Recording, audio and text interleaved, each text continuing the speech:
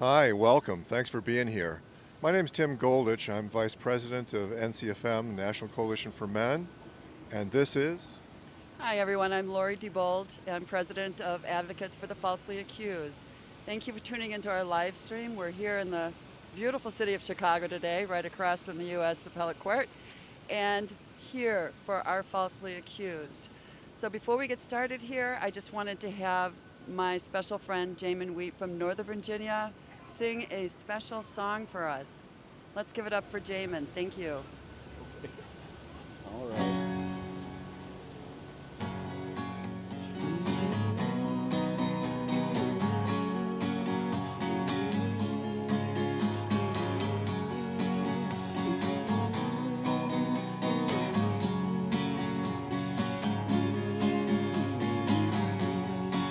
This land is your land, this land is my land. From California to the New York Islands, from the northern forest to the Gulf Coast waters. This land was made for you and me. As I was walking that ribbon of highway, I saw above me the endless skyway. I saw below me a golden valley. This land was made for you and me. Then suddenly before me, a great wall of bureaucracy been built between me and my own family. It was all around me, it was high and mighty. This land wasn't made for you and me. And you know what's crazy? I'm forced to pay money so the wall can be built between me and my own family.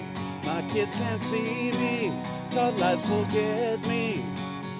This land wasn't made for you and me.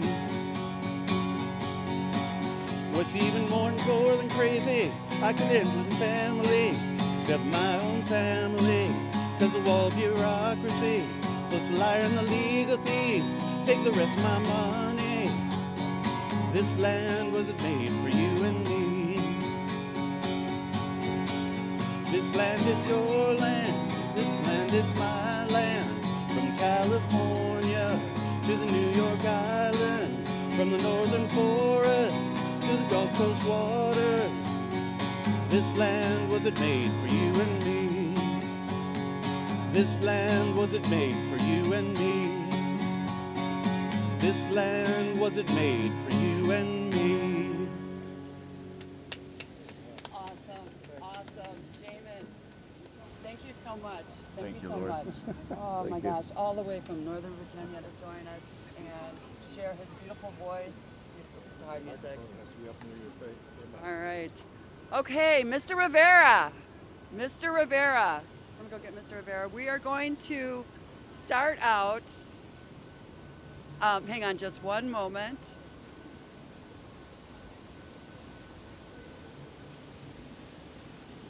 All right, should we move over here to the. Are you ready? We are ready. All righty.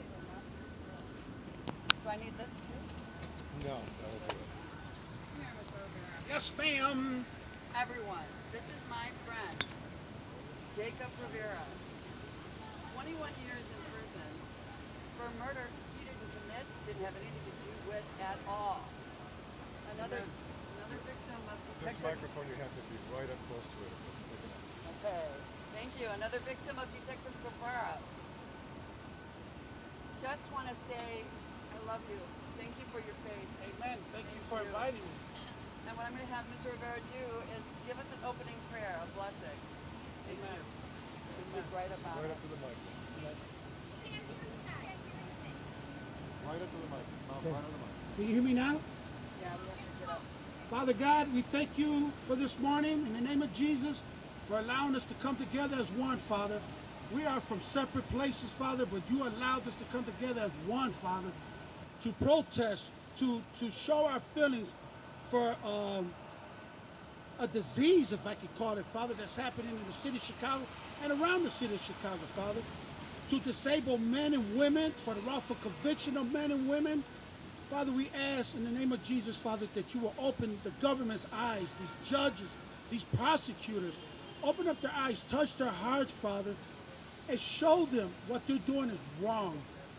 And in the meantime, Father, we ask that you will comfort our loved ones, give them the strength and the encouragement that they need to endure in these prisons, Father. It's not the best place to be. And we pray for them as well, that you open up their hearts and their eyes to see that it's the only way to go, Father. They're in a situation where only you can help them now.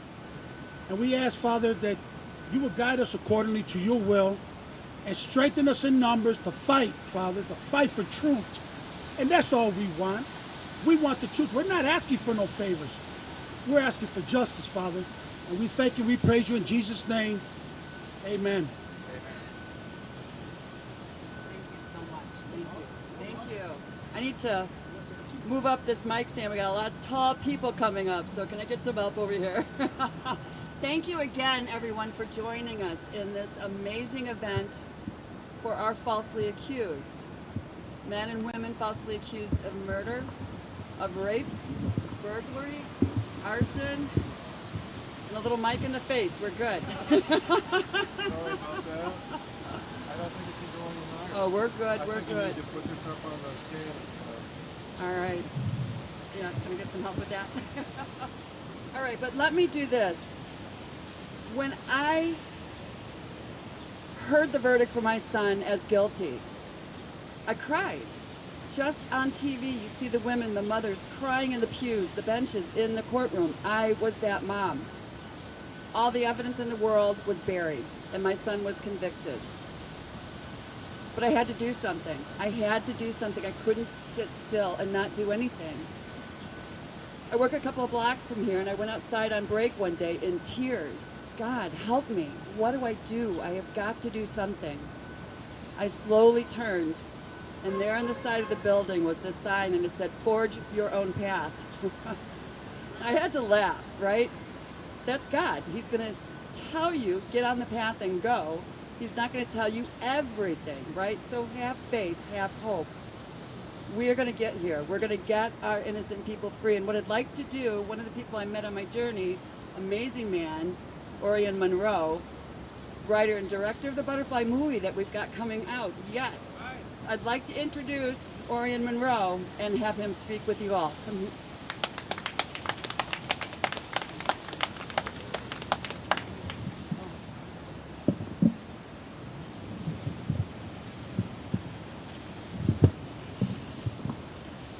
That's a tall one. That might be a little better. Is that good? Right in there, okay. Oh, my name's Orion Monroe, and I've been working with the accused for the majority of my career.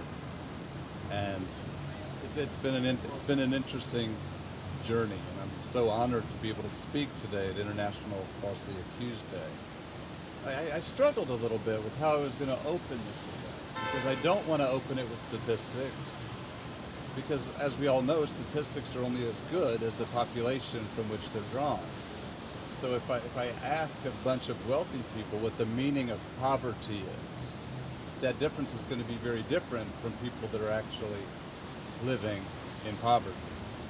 So this is not a day about statistics. It's not a day of hate. It's not a day of accusation. As a matter of fact, it's a day of understanding and recognizing the plight of the families and the individuals who have been falsely accused and have sometimes been falsely incarcerated, or not falsely incarcerated, but unjustly incarcerated.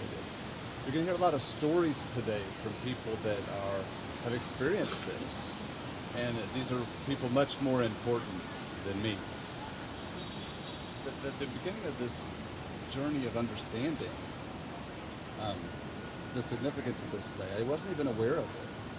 And that's something to be spoken for too, is that we're living in a society where we're creating a victim social system where victims can be heard. However, any type of justification or evidence is suppressed.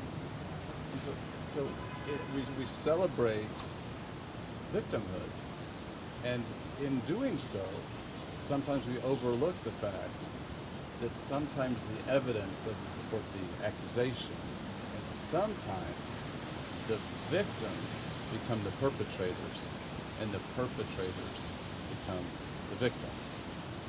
So along this path, I had opportunity to meet a lot of amazing people.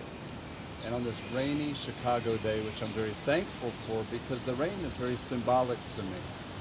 The rain is symbolic to me because when we try to get forth this message of innocence, there's something standing in the way trying to stop that message to get through.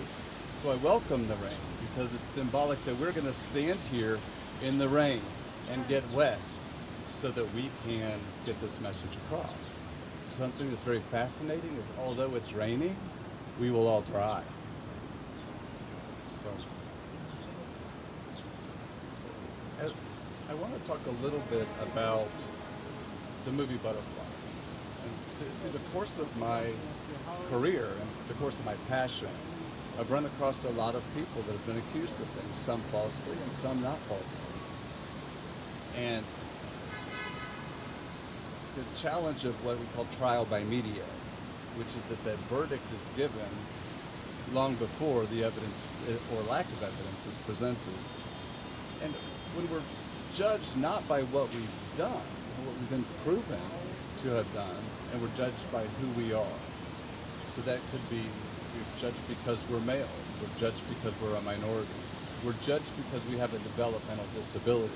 And there are assumptions that take place far before we get into the courtroom. But what I'm not going to talk about, we just talked about a lot, is coercion by the courts. I'm not going to talk about threats to plea deals.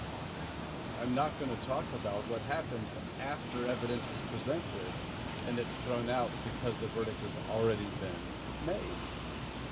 But what I am going to talk about is the Butterfly film, the implication that it has, and the opportunity that it presents for all of us to look at things through a different lens. Kind of take a step back and not make initial knee-jerk reactions to horrific accusations.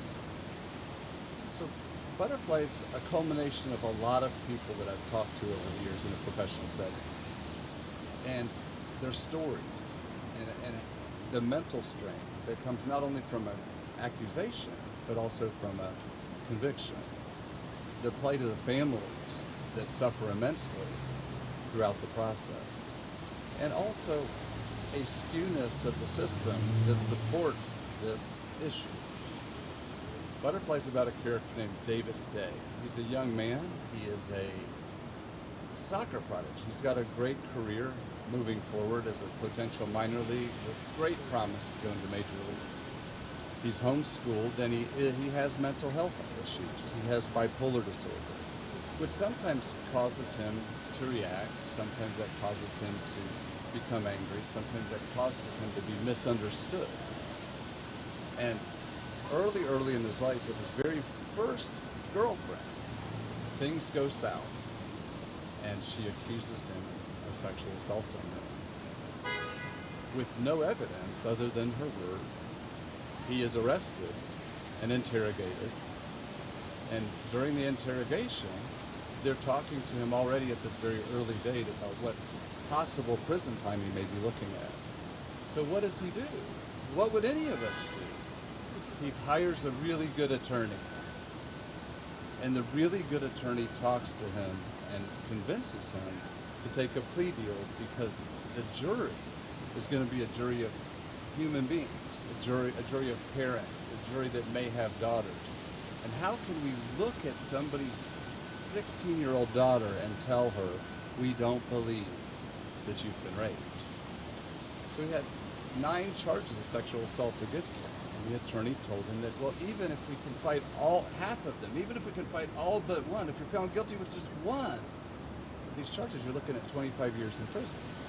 This is an 18-year-old boy who didn't even go to school. So what does he do? He takes the plea deal. And what he's promised, it seems like redemption. He's promised no prison time, just probation and this little thing called a sex offender registry. not that much to worry about. So through the course of the film, it talks about and demonstrates and illustrates what it means to be viewed as society as a monster. Where somebody can look you up on the internet and make assumptions and make judgments on you based on your picture and a charge with nothing else. Later on in the film, he is found, there's evidence found that he is innocent. What would that mean to you? What would that, there's evidence, I can get out of this, I'm done. Only to discover that that's not relevant anymore because you accepted a plea deal, which you admitted your guilt. There's nothing to be done. And he spirals into deep depression. Excuse me. Spirals into deep depression and questioning who he is, questioning society, losing every relationship in his life.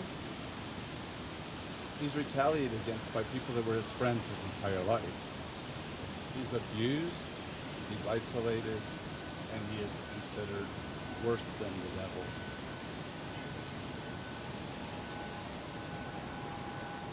His journey ends not happy.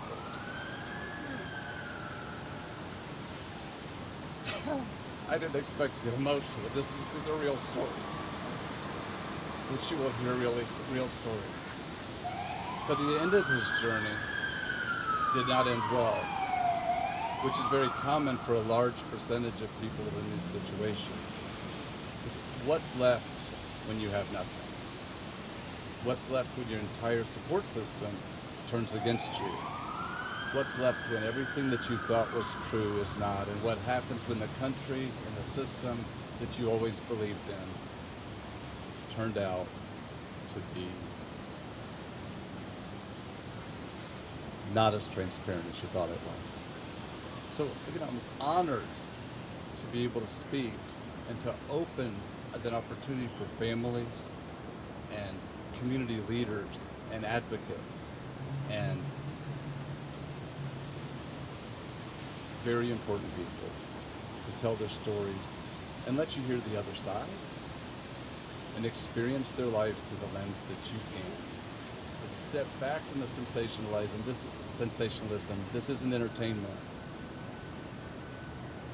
So, welcome to September 8th, 2023, International Falsely Accused Awareness Day. And hopefully you'll stay through the end of this live. Again, I apologize. And I really encourage you to look inside yourselves to understand there's two sides to every story. And if you're only willing to look at the one, then is that justice at all? And what does justice mean? So, I appreciate you. I appreciate Lori. Hopefully I've done this justice. Please, I've debated about this. I didn't want to turn this into a marketing ploy for a Butterfly movie. But please watch the film. I absolutely want to thank Johnny Depp for bringing this forward because we weren't allowed to talk about the other side. We weren't allowed to talk about false accusations. We weren't allowed to talk about it. So he's opened the door a little bit so that we can see that this does happen, that sometimes people, and I'm very actively not saying men, but people can be accused based on their gender, based on their economic privilege, based on their race. And I want you to think about that. Do me a favor and ask people, do you know anybody that was falsely accused? Do you know anybody that was falsely accused? I would say that the majority of people have. Yet we raise our hands and say yes, and the majority of us do nothing because we're afraid to talk about it. We're afraid to talk about it. We're terrified to say that these things exist. We're afraid to talk about revenge accusations because it marks us and discredits us. So be brave. Let's all be like Johnny Depp I don't know the man. I wish I did. But thank you for listening. Thank you for considering. Thank you for watching this live broadcast. And I'm going to step from this stage, always feeling like I haven't done enough. But this film, these stories that you're going to hear today will give you a perspective, and these things will change your life and hopefully change your perspective. That's said a whole lot, but it really, really is an important thing. Let people know that there is such thing as International Falsely Accused Day. We're recognizing as a society that this happens. Again, my name is Orion Monroe. I'm the writer and director and producer of a film called Butterfly. I'm very happy that AFA and the National Coalition of Men have stepped forward and are supporters of this film. They're going to offer resources at the end of the film so that you can get involved. This is a great community of people. We're not trying to, there's no revenge here, there's no hate here. We're just asking for understanding and some rational thinking. That's all. Thank you.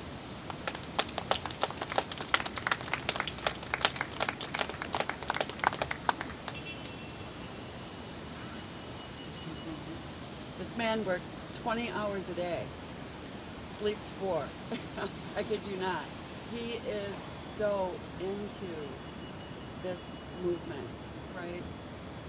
I've had many people say to me, oh, you know, where there's smoke, there's fire. Sure, yeah, there's fire. But you guys, the smoke is covering up the truth, right? There's a fire here. Our men and women in prison for crimes they did not commit, all right? And as Ori said, we have created a victim mentality here, right? And here's what I want to say to the real victims out there, the ones, victims of rape, victims of murder, and so on. We are with you. We are with you. Your voices are heard by us. What we want to remove is the smoke from the fire. We want you guys to see the truth. There are people that are crowding in, claiming the victim card. I'm a victim. I'm a victim. No, you're not. Not all of you are, and you know it. We are here for our falsely accused. For our falsely accused. I'd like to introduce our next speaker. He is the president of National Coalition for Men Chicago and the vice president of National Coalition for Men. Let's give it up for Tim Goldich.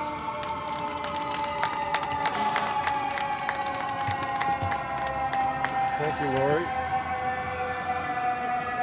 Hi. Well, let's begin by acknowledging that women can also fall prey to false accusations. And given the levels, the magnitude of the cultural and judicial bias that Orion Monroe uncovers here, men's, or a male at whatever age, are excessively vulnerable to false accusations.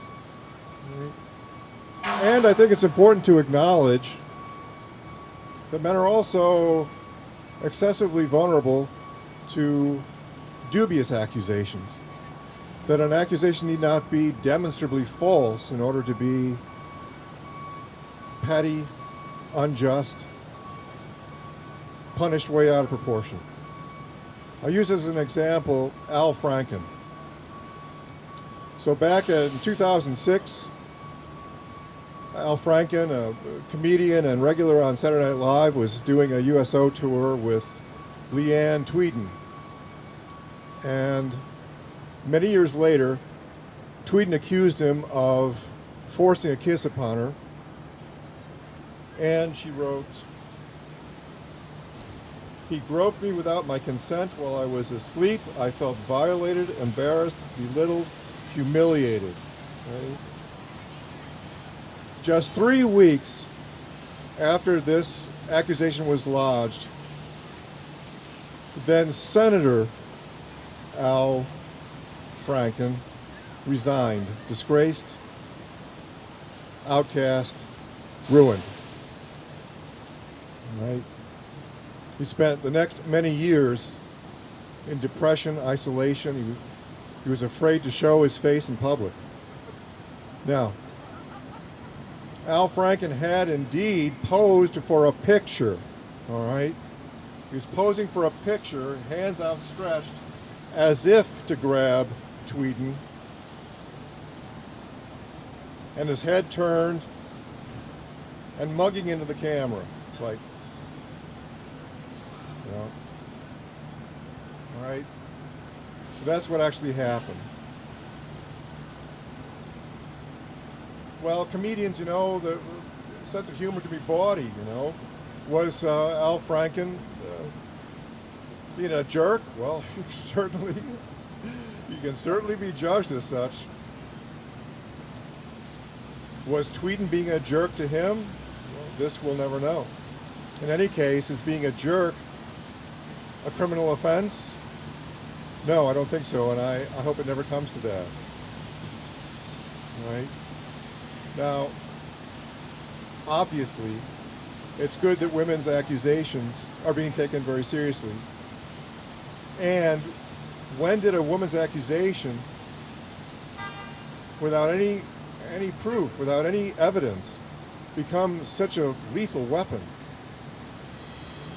Now, I don't know what happened between Tweeden and Franken. I have no idea what the truth is there. All right.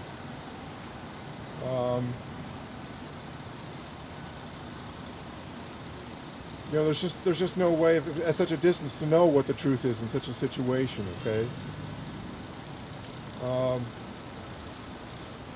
But was Tweeden actually? Did Franken force a kiss upon Tweeden? You know, there's no evidence for it. You know, did Al Franken grope Leanne Tweeden? The picture indicates by the shadows you can see under the hands that Franken had his hands close to Tweeden, but was not actually touching her. Was Tweeden violated as she claimed, or was she just the victim of a practical joke? So again, an accusation need not be demonstrably false to be petty and unjust and punished all out of proportion. All right. So now I'm going to bring us into the present moment. So Spain is in the news these days. And many of you are probably aware of this big media frenzy about this kiss that coach Luis Rubiales gave his star player, Jenny Hermoso. All right. Now again, I do not know what the truth is regarding either Rubiales or Hermoso. Perhaps Rubiales is a terrible person. At such a distance, I do not know. But I do know this. You take that same scenario and you switch the genders and everything changes. Okay, so now we have a female coach and she's in a state of very heightened excitement. Why? Because her team just won the World Cup. Okay? Now expressing an exuberant, affectionate, gleeful, grateful impulse. She grabs his player by the face and plants a big kiss on him. All right? Now, will we believe that this man who got kissed was violated, victimized? You know, was he assaulted by this? I don't think so. I don't think that's what anybody would believe. All right? I mean, besides, isn't a woman's kiss, isn't a man expected to receive a woman's kiss as a good thing? All right, but in any case, so this kissed man demands an apology. Well, okay, so fine. But how would we judge a man who demanded an apology under those circumstances? I mean, really, what do we really think of that guy? And he says, I did not give her permission to kiss me, and so an apology isn't good enough. All right? So knowing full well that lodging an official criminal complaint will cause this woman to lose her job, and that the scandal will cause her will ruin her reputation. It will cause her to be unemployable. It will do great damage to her socially. And yet he goes ahead and lodges the complaint anyway. So now what do we think of this guy? All right? How might we judge him? Self-righteous, maybe, vindictive, hostile, perhaps even hateful. Flip the genders, and in our perception, everything changes. Now, as Orion said, now in our perception, the male accuser has become the perpetrator, and the female accused has become the victim. You see, in our minds, in our perceptions, we now see that the male accuser wielded a deadly weapon, and that the female accused received a fatal blow. Okay. So keep the scenario the same, but switch the genders, and everything changes in our perception. All right, now, there'll be those who will object. They will say, but there's a larger principle here, that women are the victims of misogyny. Okay. Granted. But we're not here today to talk about misogyny. Not today. We're here to do something very rare. We're here to do something that is essentially forbidden. We're here to talk about misandry. We're here to talk about the biases and prejudices that men face. All right, thank you. Thank you. Lori?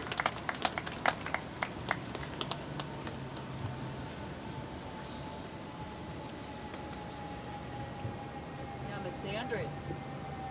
I had an attorney ask me, well, what is that? Yeah. Tim, thank you so much. When I picked myself up, God helped me up. He was one of the first men that opened the doors to this passion, this fight for our innocent. We do have a society here that is just not believing, right? As soon as they see a person in the paper who's been charged with something, we're all saying, oh, he's guilty, she's guilty, they're guilty. Nobody is looking for the evidence anymore. We become headline vultures, and we stand by that. When we come out and speak the truth, we're buried. No one wants to hear us. We've got to get people to understand that this is killing our American families. This is just killing all of us. When I was in high school, grade school, elementary school, my best friend, back in a little town called Salmonac, Illinois, Cam Brunswick, We had so much fun. Never in a million years did we ever picture that both of us would be standing here fighting for our sons who've been wrongfully convicted of rape. Never in a million years. After high school, she moved up to Wisconsin, had 4 beautiful children, and I stayed here and had 2 boys. Facebook saved us. Facebook is what got us back together. It's like, oh my God, Kim, there you are.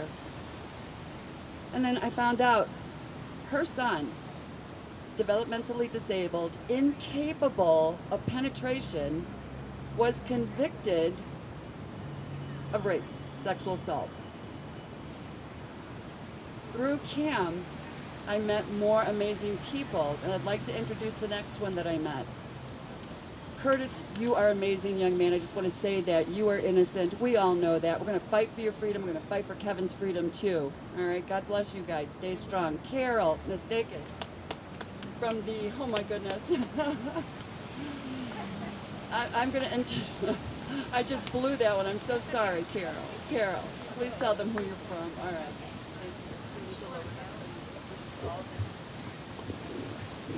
Hi, I hope I can do this without my notes like everybody else. You're all so good. My name is Carol Nastakis, and I am one of the co-founders of the advocacy group Decriminalize Developmental Disabilities. And we advocate and support all the families of people that have children with developmental disabilities that are caught up in the system. Now, developmental disabilities will cover autism, an intellectual disability, Asperger's, Klinefelter's, traumatic brain injury, Down syndrome, to name a few. These are neurological disorders. They are uncurable, and they don't just go away. You cannot make them go away. Now, it's not to be confused with mental illness, although a lot of our developmentally disabled individuals do and can have a mental illness. But we support these families throughout the whole United States, and there are so many families with children with developmental disabilities that are being caught up in the system. Now, it is said that in order to violate the law, you must have criminal intent. But our developmentally disabled individuals are being convicted of no criminal intent, but behaviors that are a manifestation of their developmental disability. And right now, 1 in 36 babies are born with autism, and 17% of our American children have a developmental disability. So the system has to be educated, and the legislators have to be educated, because there are a lot of kids out there that have social problems and that are being caught up in the system. Now, our organization is trying to educate legislators and law enforcement, because a lot of the problems we have with our developmentally disabled is false confessions, because they are not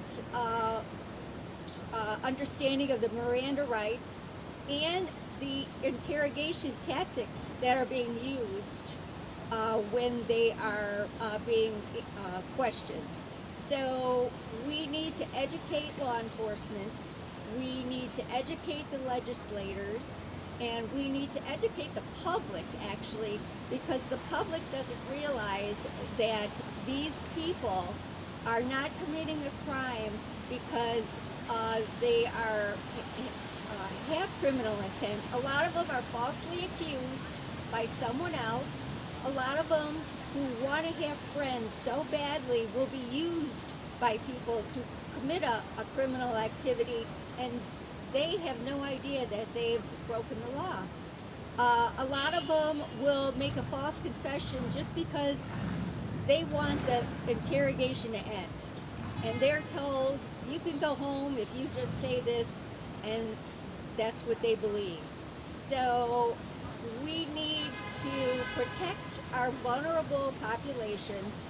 For 1 minute, I never thought that I would be in this situation. We were a hardworking, middle-class family that contributed to society, and then the next minute we were in a nightmare. because my son was falsely accused. He has an intellectual disability. He's 36 now. He probably functions about the age of a 10-year-old. So it happened in an instant, and it turned our life upside down. It tore our family apart. And what it does is financially, it destroys families. Physically, it destroys families. Mentally, it destroys families.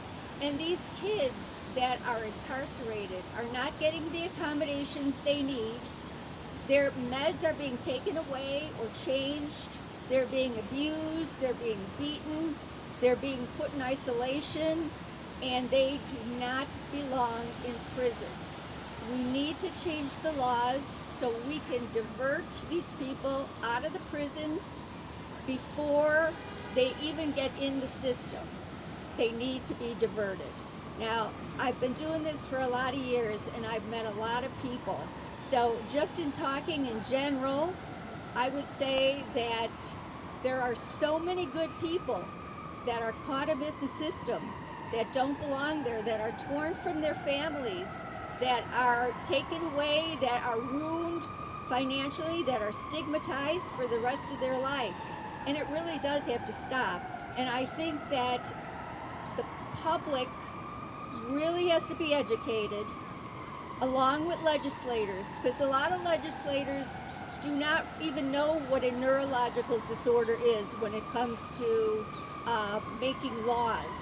They really don't. And so that's what we need to do.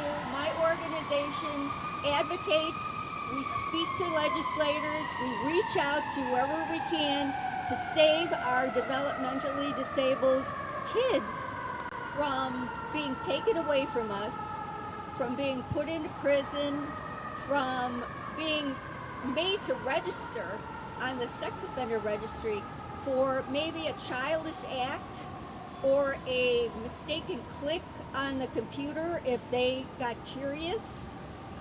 You know, if someone asks them to do something, they can be, manipulated and taken advantage of.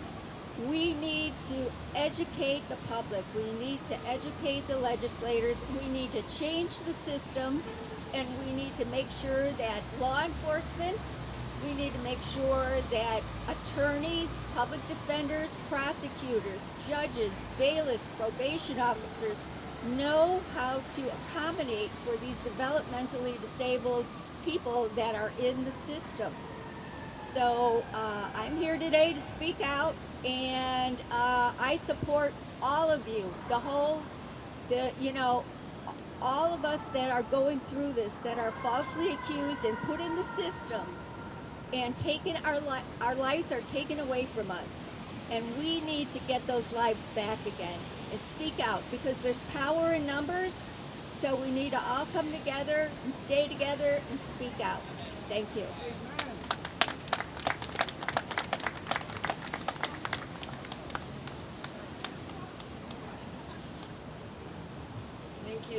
Thank you, Carol.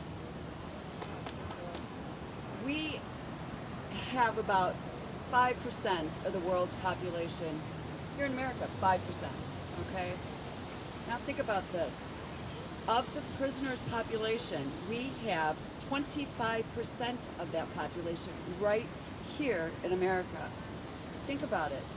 Our disabled kids, our disabled people, not knowing why they're in this cage, not knowing anything. That is bad. Plea deals are through the roof. These people are being scared into plea deals. That has got to stop. That's got to stop, my friends. The next speaker I'd like to introduce is my dear friend, Jacob Rivera. 21 years in prison, guys. A young teen, where someone, Detective Rivera, I have to say that, he's in the news all over the place, had a 12-year-old kid identify this man as the murderer. 21 years, you guys, 21 years in a prison for a crime that he didn't commit. He's not the only one. Our police need to understand the impact of getting the wrong person. There was a murder that took place. But it wasn't him. It wasn't him. He paid for someone else's crime. Mr. Rivera, please. Give it up. Thank you. Y'all want to know what truth is? You just heard Mr. Orion. You just heard Ms. Carol. You heard the other gentleman speak. That's truth. That's truth to a pandemic that is hitting our families, our cities, our neighborhoods, our communities. That's truth. I thank you, Ms. Lori DeBolt. I am currently the president of Innocent Demand Justice. We were formed to basically fight against Detective Rinaldo Guevara in Area 5. 43 men, 2 women, has been released so far because of this corrupt detective. We decided that we're not just going to fight for the wrongfully convicted of Detective Rinaldo Guevara. We're going to fight for the wrongfully convicted of whoever. Yes! And we lost so many members because of this.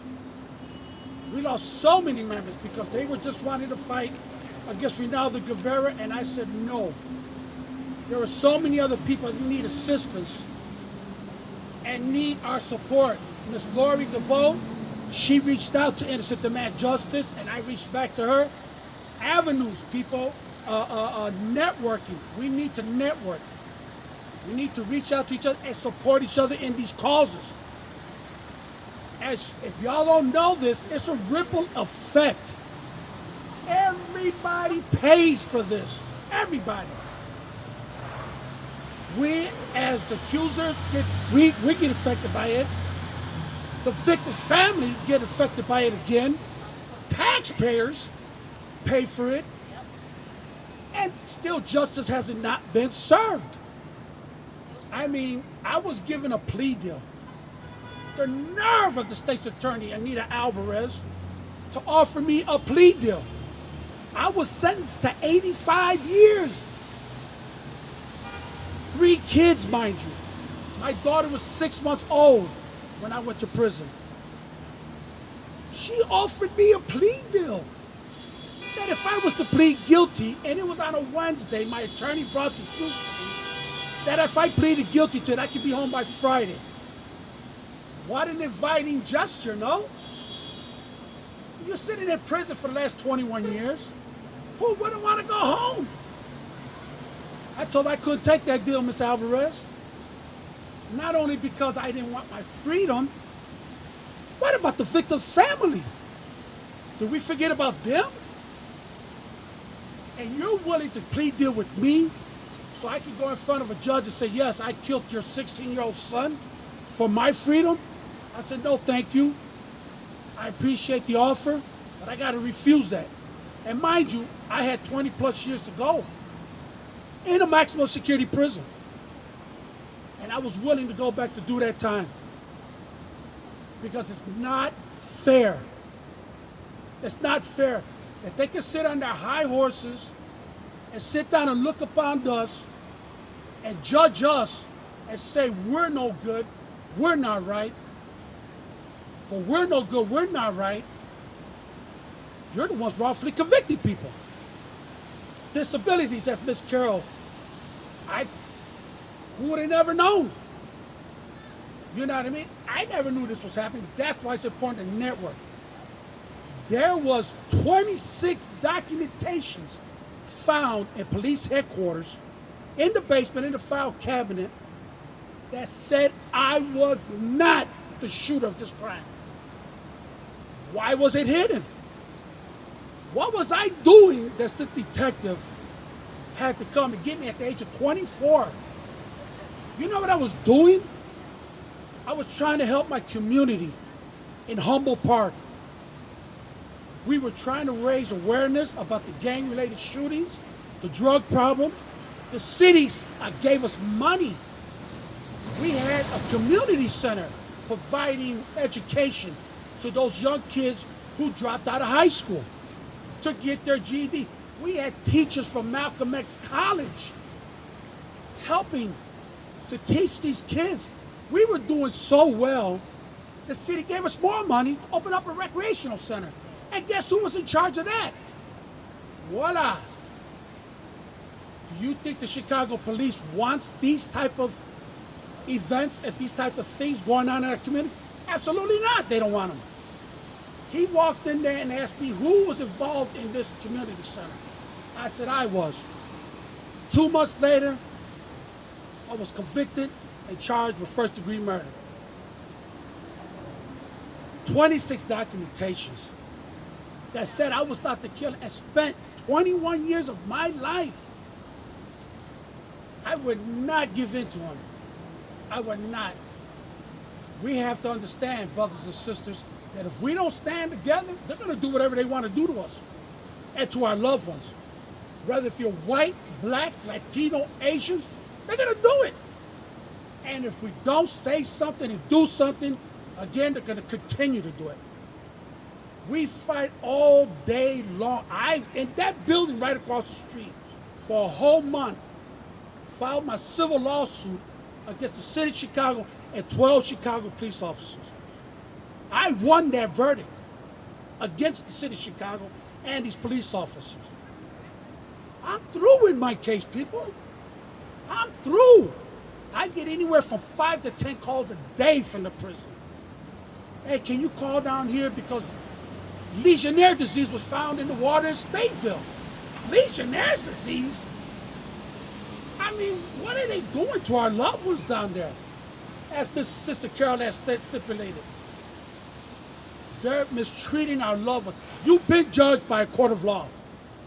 Don't make no sense that we need to continue to be judged once we get to the prison system. No health care. Do you know how much it costs us to incarcerate one man, one woman a year? It's almost 37, if not more, $73,000 a year. And guess who pays for that? You do. Our tax dollars. And then we keep complaining about closing our schools, not paying the nurses, not paying these are people who take care of our communities. The teachers that teach our kids. We don't have enough money because we have to pay for these wrongful convictions. I told the citizens of the city of Chicago, if y'all still want to keep paying out of your tax dollars for these wrongful convictions, don't say nothing then. Because I'm going to guarantee you this. This is a guarantee. You can suppress the truth all you want. It's going to come back and bite you in the ass. I guarantee you that. And we got 43 men and 2 women who can prove that fact. It's been delivered because of this detective. And it goes on. There is other detectives involved. And I do not understand why. Why do you have to lie about something? Speak the truth. Speak the truth. If I'm doing something wrong, then that's what you charge me with. Don't charge me for something that I didn't do. You know that this love with a 16-year-old kid in my case shot 9 times.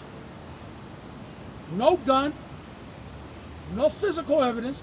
He had a 12-year-old boy who said, I did it. 23 years later, they find this young boy.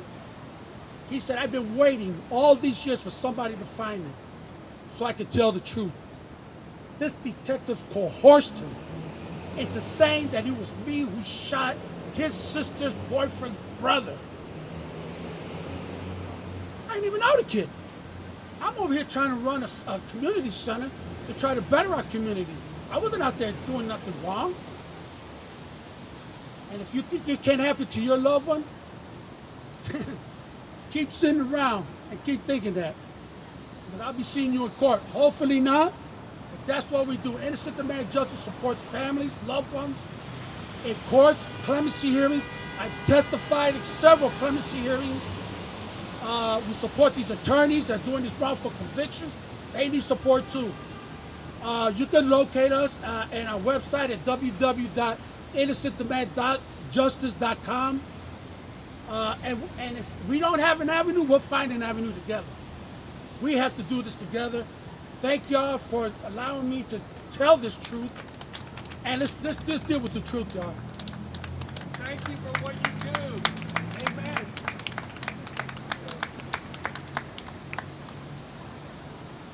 Mr. Rivera, thank you for not taking that plea deal.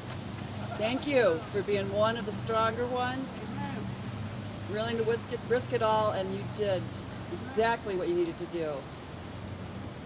Speaking of plea deals, in my son's case, after he was convicted, wrongfully convicted, State's Attorney Eric Weiss said, all right, this was before sentencing. He said, all right, if you guys promise not to appeal, we'll look at a lower sentence. My son said, no way.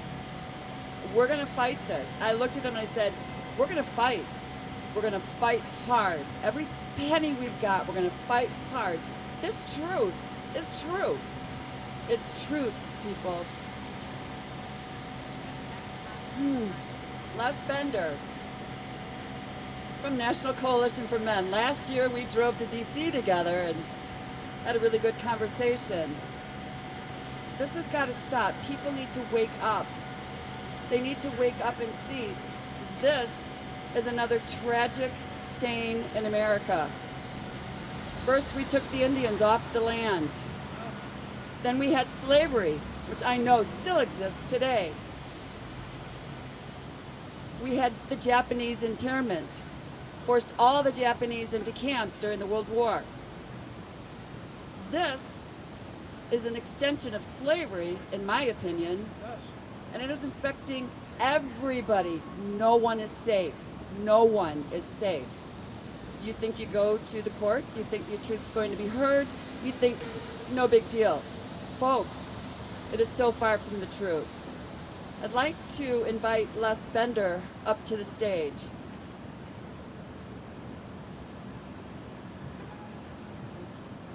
Thank you, Les.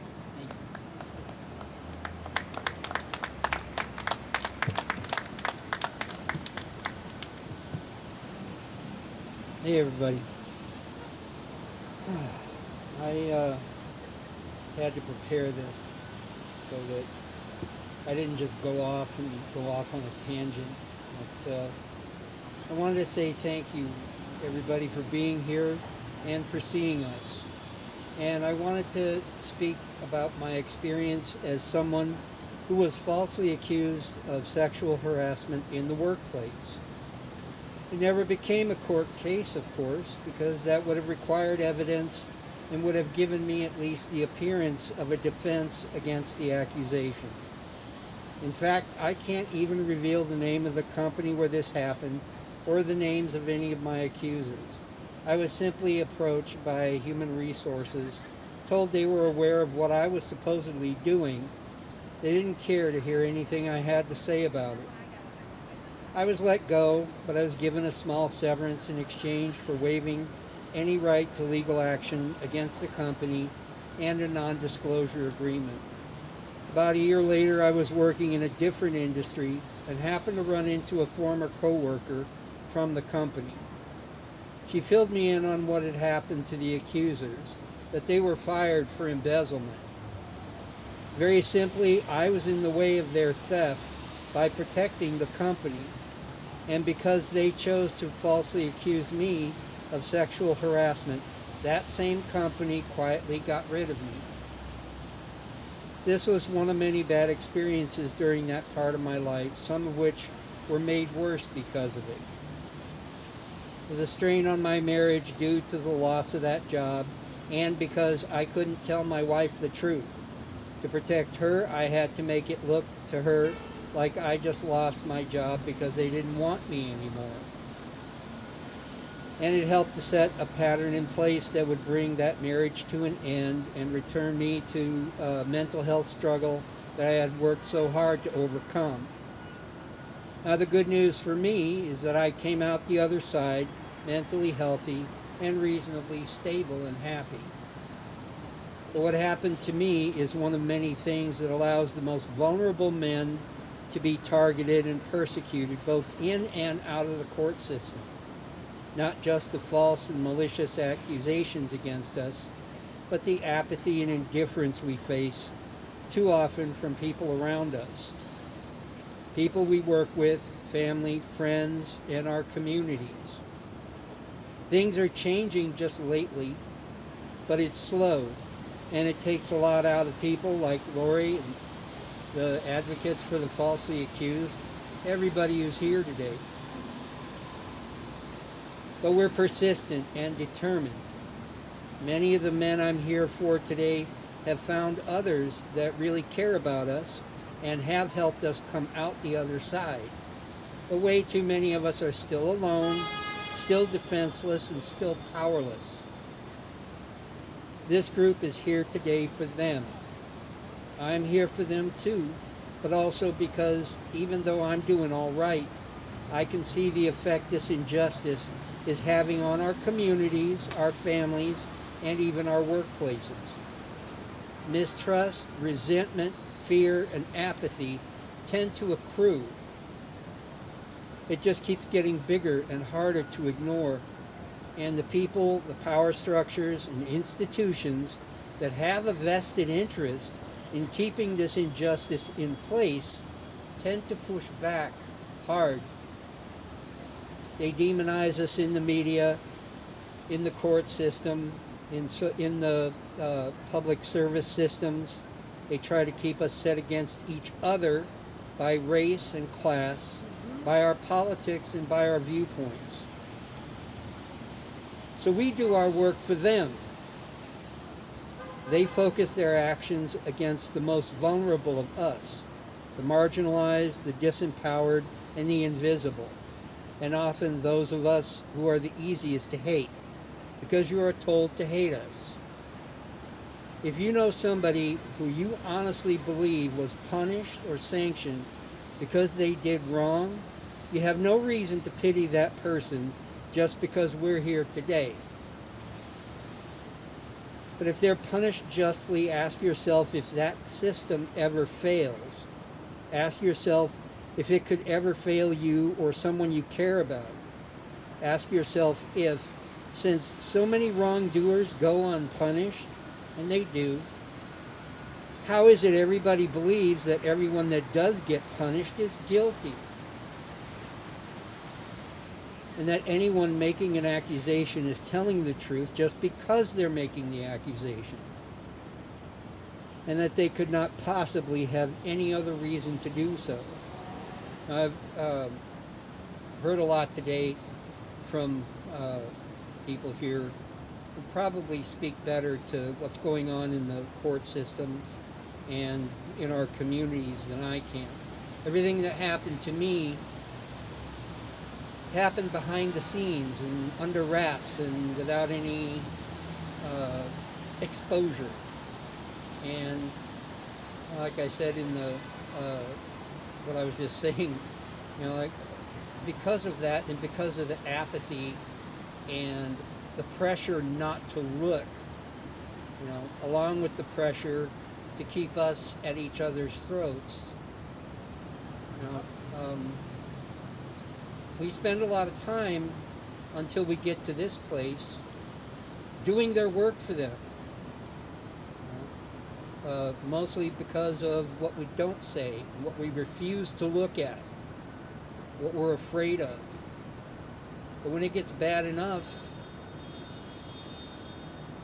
everything is gone and we're alone, and if we're lucky, we start by losing our fear. We start by not being worried about what we have to lose because it's already gone. After that happens, you know, any of us, and I'm sure all of you agree here, you know, we still have a choice to make, right? I know I did. You know, I had an overwhelming desire to just crawl in a cave, you know, just like wait for the end, you know. But, you know, then just some other part of me spoke up a little bit and said, you know, if all I do is just wait for the end and give up and give in, the end will come sooner than later. And You know, that'll make things all right for me. All my problems will be over. But, you know, I just can't stand the idea that I leave out of here without even trying to do anything for anybody else. You know? After I shed the shame and the fear and the sense of being alone, suddenly I woke up and found out that I wasn't alone. I had no reason to fear, and I didn't need to be ashamed, but I had to do that outside of and away from all of that pressure. From, you know, the places everybody's so used to hearing about, the media and the government and the courts and public policy, etc., and so forth. But also from, you know, just people in my life that couldn't stand the idea that, you know, that we don't have justice. We pay a lot of money and we put up with a lot, and we have traffic signals and you know, court systems and all kinds of laws, and they routinely fail us. When justice is served, whether it's in court or in our communities, even in our families, too often it's just an accident. You know, that wasn't what they were shooting for. But like I said, you know, others here have said it more clearly and better than I could, that the things we all pay for and sacrifice for and had tried to believe in have failed us. I've used that in the past tense. This isn't something ongoing. It already happened. All that goes on over there, you know, when it works the way it should, it's an accident. It doesn't seem to be anymore, you know, what they promised us and what we continue to pay for. But before we can even approach that, we have to get together as communities, families, friends, co-workers, and just decide that, you know, we need justice. And the only place we're going to get it, at least for the time being, is among ourselves. There is no other way. Thank you.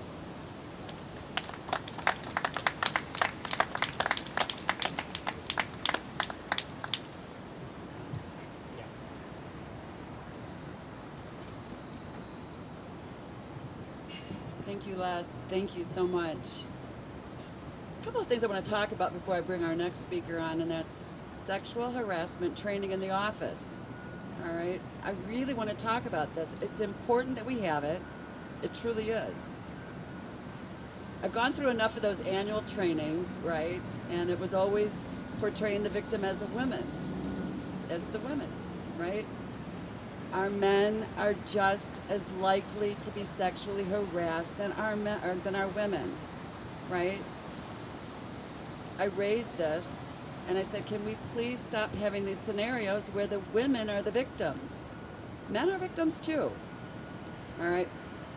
The point of this is speak out when you see something, right? What's the old saying? If you see something, say something, right? Yes. Just do it. It makes a difference. They have changed our annual trainings to include the male. Thank God. All right. The other thing I want to bring up is the Office of Violence on Women. All right. Every 2 years, they're required to have a meeting with grantees and with interested people, right? To get feedback on what it is that we're doing right, what it is that we need, right? So I attended in 2021. I attended and I was not very welcomed because the things I talked about were false accusations, right? What is the Office of Violence Against Women? What are they doing to prevent these accusations? So I got that 2%, it's only 2%. I'm like, okay. It's a lot more than 2%, folks. It is a lot more. Studies say 50, some 40. It's a lot more than that, all right? The other thing we talked about was support for our men and our boys right? Where do we support them? And I got the pushback, well, we do, it's for everybody. It's for everybody. Okay, this is like, if you're gonna go to the restroom, you look for the women's door, you look for the men's door, right? If there's only a woman's door, where do our men and boys go? Where do they go? They get no support. In fact, there is a grant out there that these organizations can apply for, and it's engaging men. There is no grant for engaging women, all right? Anyway, back to the conferral sessions. They were supposed to have posted this to Congress 3 or 4 months after the fall session of 2021. Last year I asked for it. This year I've asked for it. Where is the mandatory report to Congress that tells Congress what is on our thoughts and minds, what the people need? We want false accusations to stop. We want more support for our male victims who are just as likely to be raped as our women. We want the real victims to be supported, and we want the false accusers out of our lives, out of the world. Quit destroying our families. The next speaker I'd like to introduce is Katrina Overfield. And I knew I blew that, sorry. This woman is amazing, right? So amazing. Secretary of National Coalition for Men. Get that. So amazed. Get on up here, Katrina. She is an amazing speaker. You guys are going to love her. Welcome, Katrina. Thank you. Dang, this mic is quiet. I know we were having issues with this earlier, but okay.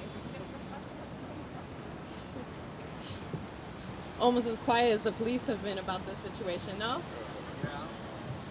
Okay. But, as quick background before I go into this, I actually met Lori through the false accusations chapter we used to have for NTFM. And that was, I think we started that in 2020, so middle of COVID, when we had nothing else to do except be stuck at home.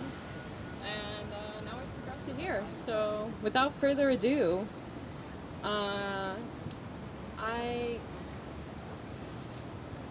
So how I met Lori with this, and this is related, I have my own friends that are falsely accused. All at high school level though, so far. Some at college level. And they have gone through so much, and there was nothing to help them. And, you know, the interesting part is that within all of this, you can never define a false accusation. No one ever asked the question, how do you know a false accusation is false? No one has ever asked the question, are you telling the truth to a victim? That is not the first question that comes out. It goes, what did the person do to you? Tell us the details. And because of that, we have had an unbelievable rise in incarceration and arrests within this last decade. And we hear all the time from politicians and from,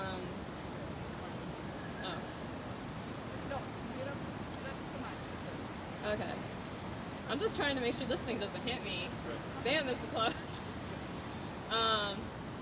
But the real question of the century, question of the decade, honestly should be question of the century, but apparently we were too late on that because we've been having this for the last 100 years. But the real question of the decade, since now we're finally taking attention to this, is how are we defining false accusations? How do we know what they are? What is the percentage of it? Now, first of all, before I start this, please note that the current saying is that there isn't any exact percentage for the amount of false accusations, but it is believed and quoted by multiple sources to be about 2%. Now, this is where this is going to be a long journey, because I have a lot of stats here, so if you don't like numbers, I apologize. Bear with me, but I do have something that should help you out. I got an ABC here. To simplify this, A for accuracy, where, because I have not seen it yet. B for BS, and C for can't count, because once we're done with this, you're going to wonder what they're counting, because it obviously ain't people. So starting from Prison Policy, which is a website that focuses on finding different reports and trying to get more accurate numbers on the prison population, because have you ever gone to the Federal Bureau of Justice? First of all, that stuff has not been updated since like 2021. Secondly, I don't think they know what they're doing. Like, they really, really are. The numbers ain't numbering.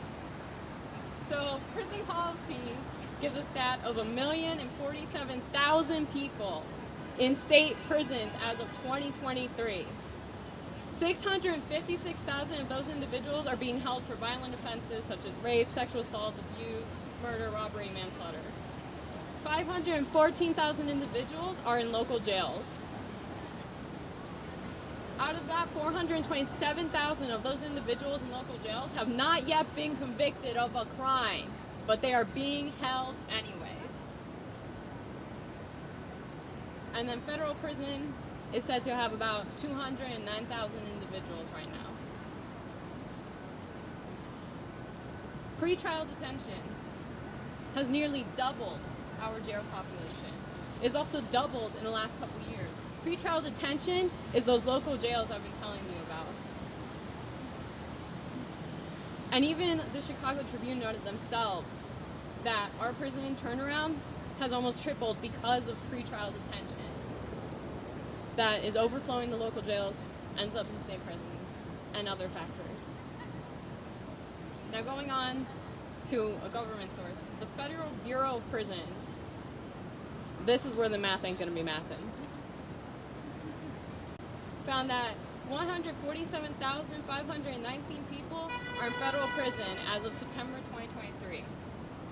Yet also they said in 2023 so far, they say about 27,887 inmates have been released.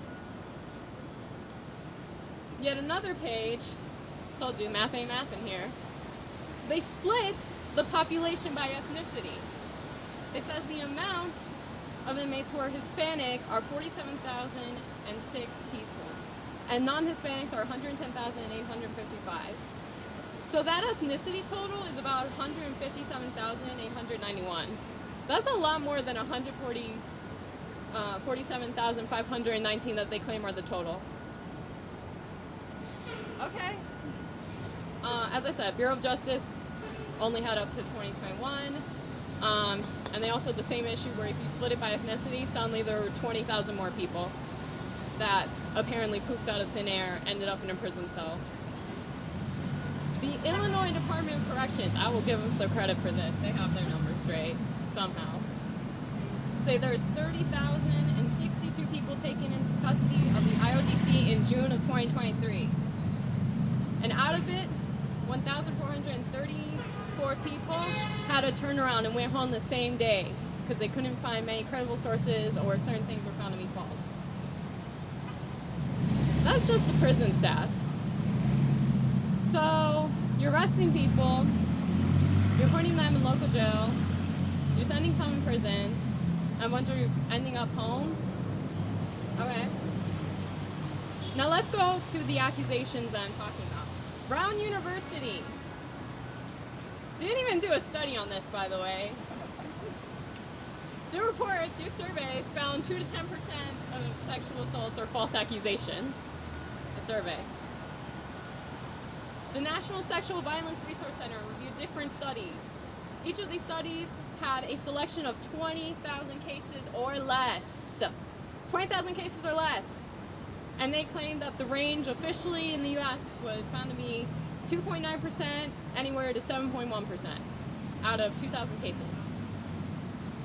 But then they post on their website that's the national total percentage of false accusations. And then we have a survey that so many other national sexual violence resource centers, other violence centers use. It was a survey by YouGov that revealed out of 2,407 survey respondents, 8% said they were part of false accusations of abuse. And so that's how they came up with the 2 to 10%. Now we're going to talk about exonerations. This is where it gets more interesting.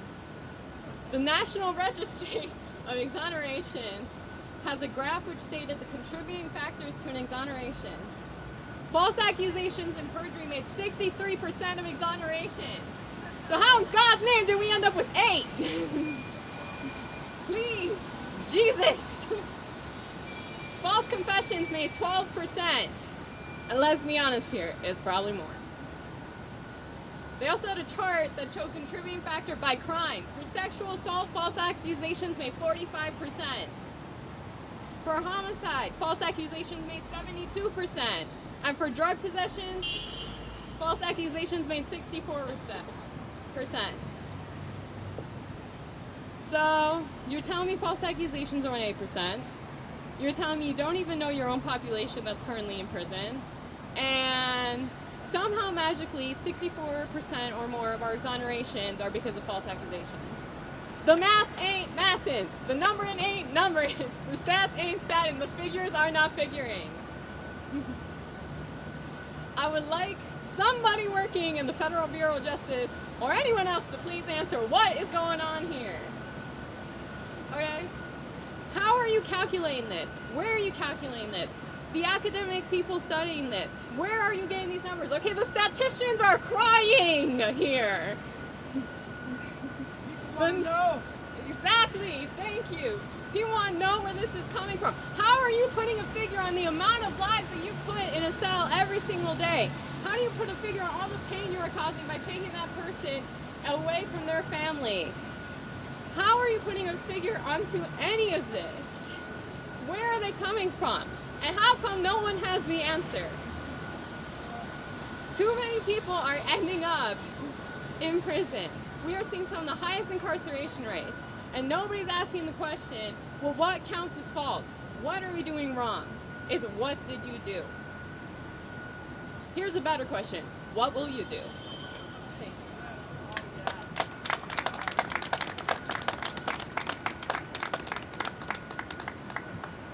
What will you do, America? What will you do? That is a great question. What will you do?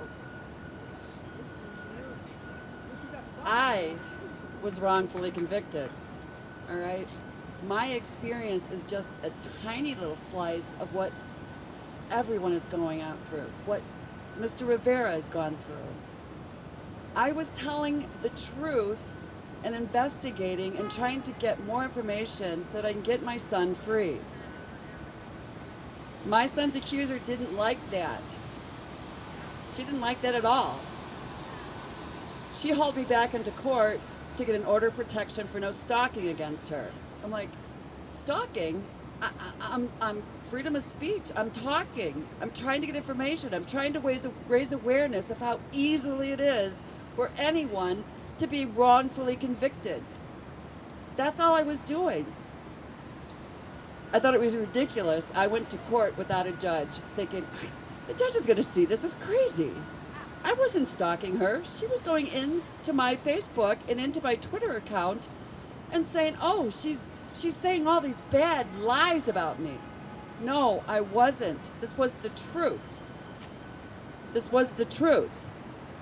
When the judge looked at me and said, oh, I commend you for standing up for all of these falsely accused people, but you aren't going to do this anymore to this woman. And I lost. And I'm like, you've got to be kidding me. You've got to be kidding me. And he said, by the way, I'm going to put it in the order that you can't talk about this story and involve Amber Picorni. I'm like, you've got to be kidding. You've got to be kidding. My freedom of speech was shot down. I appealed it. It took 2 years. The appellate court said, no, this isn't going to happen, and they reversed it. Now I can speak about it. Last year I couldn't talk about it. I was afraid for 2 years. Every time my dog barked, I thought it was the police at the door coming to arrest me for a felony. Every time. Every time the phone rang, I was nervous. Every time I went out of my driveway to go to work, I was nervous of the police pulling me over for a felony and another lie that she would have made up. 2 years, guys, that's 2 years, but I look at Mr. Rivera, 21 years. I look at my son, 7 years. 7 years for a crime he didn't commit. Guys, I'm going to go a little bit over in our speaking here because I believe we have a lot to say, and I think we're good with that. Our next one is Clark Savage Jr., and I'm going to introduce you in just a moment. I want to talk about judges. Judges are so afraid to rule on the truth. So afraid. I'm going to talk about Quincy for just a little minute, just a little bit. Quincy, Illinois. Judge Adams, I'm sure you guys remember him. He's the one that Drew's attorney was Drew Schnapp. And there was a false accusation of sexual assault laid upon Drew, 18-year-old kid. Judge Adrian, on a post-trial conviction, reversed that charge because there wasn't enough evidence to say he was truly guilty. Drew is free, thank God. Drew is free. There's another judge I want to talk about in Quincy, Illinois. And ding, if I can remember his name right now. Do you remember? Atterbury. Yes, Atterbury. All right. Another custody situation, right? The ex accuses the father of sexually abusing their 4-year-old child. 4 years old. This child refuses to call her dad. Dad. It's Bud. All right? The ex convinced this girl, this little girl, that she should be adopted and not hang around with her dad. He's in prison on a false accusation, all because the ex made the false accusation up. DCFS, Department of Children and Family Services, came in and investigated this accusation and claimed it was unfounded. So what does that mean? It never happened. It never happened. Did Judge Atterbury take that into consideration and let that come in as evidence? No. He refused. We have Bruce Gilker in prison right now for molesting his own child, a crime he never in his wildest imagination would ever even think of doing. Judge Atterbury, I'd like to have a conversation with Judge Adrian and figure out how you rule on truth and do it for the people instead of trying to protect your career. That's maddening. Judge Jody Gleason, Kendall County. In my son's case, there were 2 DNA. 2, meaning 2 men. The first time, it was sex in the bed with some other guy. If my son had known that, he never, ever would have went back with her when she invited him to go to her place to spend the night, where she provocatively undressed him and invited him into the shower for shower sex. 2 guys, remember, okay?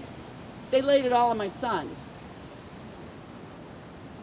When there was a witness on the stand, she was asked to point out the defendant. We can only imagine that she was talking about the first man, right? Okay. She was trying to identify the defendant, my son, and she's looking all over, trying to find him. State's Attorney Eric Weiss saw that.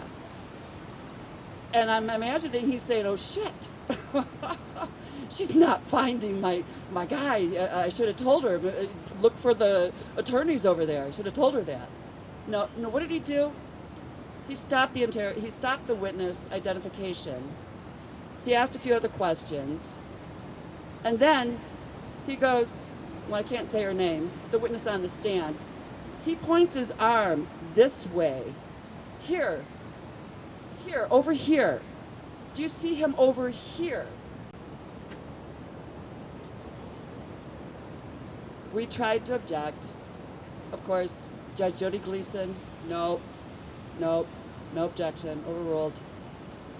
In a post-trial motion, we had 7 people write the same thing that had happened. We wanted to see the video.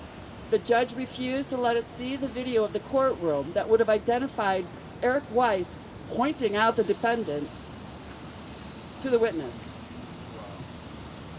We took it in, and she ruled no.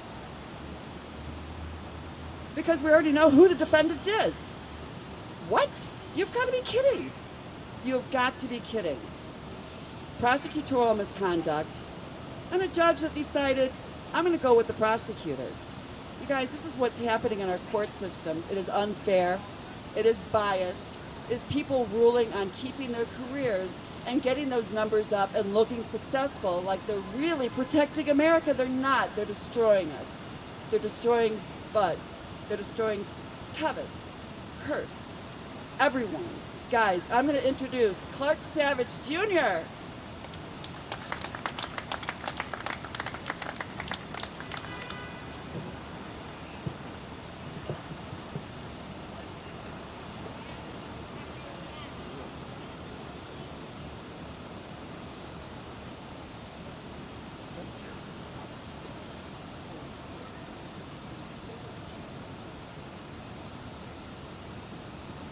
Good afternoon, folks. Can you all hear me okay?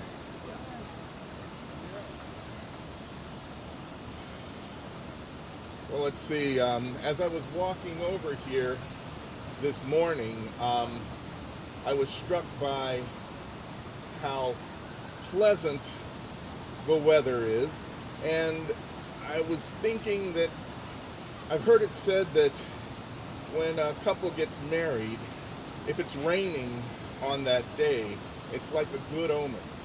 So I'm going to take this as a good omen on this September day that we're all here gathered together in the sight of God, perhaps to do some good in the world.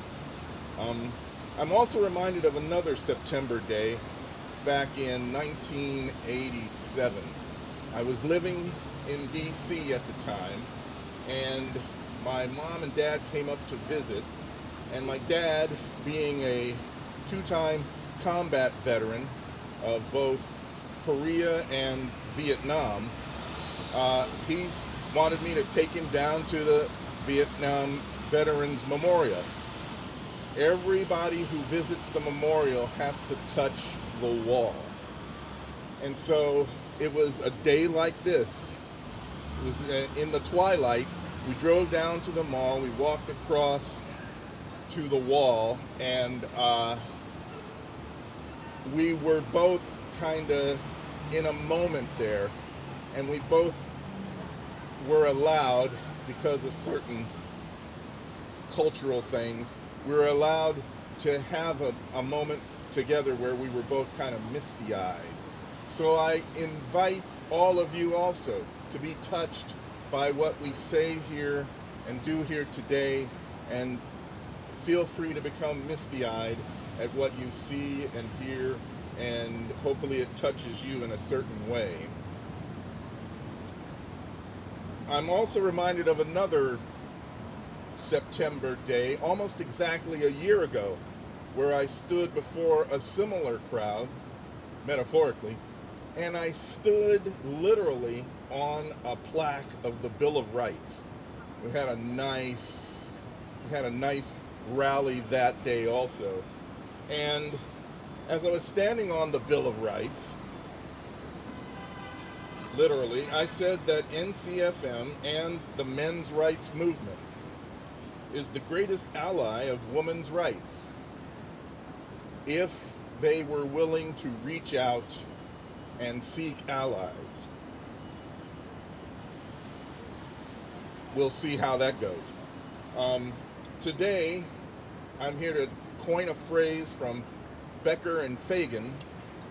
Today is the day of the expanding man. So I'm going to expand on that issue of allies and men's rights as it pertains to false allegations. And I'm not just talking about my waist girth and my expanding it.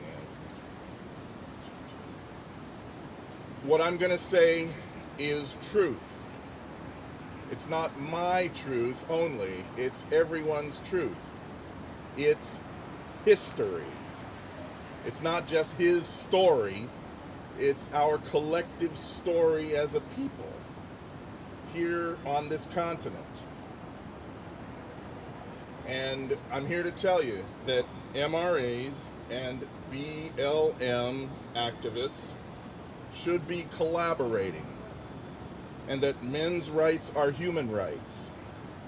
And the history of false allegations is CRT, the acronym that is usually referred to as critical race theory. But perhaps more accurately,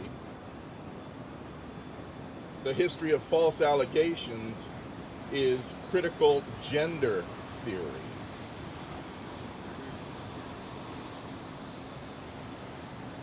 On Memorial Day weekend in the year 1921, Richard Rowland, a 19-year-old African-American shoe shiner, tripped and fell into an elevator operated by Sarah Page, a European-American woman approximately 17 years of age. He was charged and arrested with assault in Tulsa, Oklahoma. His cohort, learning that a mob of European American men were descending upon the jail that day to take him out and lynch him, defended him. Now, some people might want to call that toxic masculinity, but I got a whole lecture about toxic masculinity that is the same type of misappropriation of terms as is incel. I can talk about that all day also. So his cohort, Mr. Rowland's cohort, surrounded the jail and exchanged gunfire with the mob that was going to come and lynch Mr. Rowland. And that was the beginning of what is now generally referred to as the Tulsa Massacre. That exchange of gunfire between a number of African American and European American men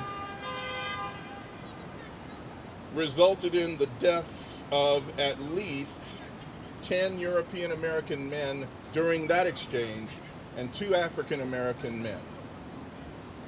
Eventually, through fire bombs and air raids, literally airplanes dropping bombs on Black Wall Street in Tulsa, a number of individuals were killed, up to 25 African Americans, 12 European Americans, and by some accounts, up to 150 people were killed that day. Mr. Rowland escaped from the carnage, and by some accounts, he and Ms. Page managed to encounter each other in my hometown of Kansas City, Missouri. If you're from there, say Missouri. If you're not, you say Missouri. And guys, I don't know what happened last night. I don't know.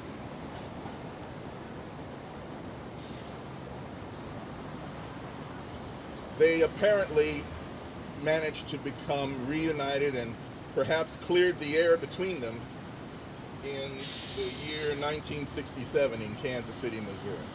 But that's our history, and that's CRT, and that's critical gender theory. And perhaps we can imagine that they became allies. Joseph Spell, in December of 1940, was accused of the sexual assault of Eleanor Strubing. Through 17 hours of interrogation, where he was not allowed to have a lawyer, he eventually acknowledged that they had sexual contact, but he continually denied, even though police accounts said that he did. He continued to deny that he raped her. A jury trial, talk about swift justice, talk about the